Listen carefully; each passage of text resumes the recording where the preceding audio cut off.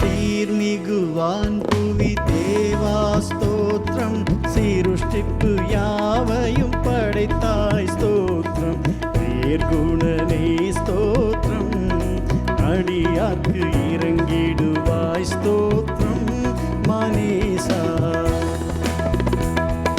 ஜீவன் சுகம் பலன் யாவுக்கும் ஸ்தோத்திரம், தினம் தினம் அருள் நன்மைக்காகவும் ஸ்தோத்திரம், ஆவலுடன் ஸ்தோத்திரம்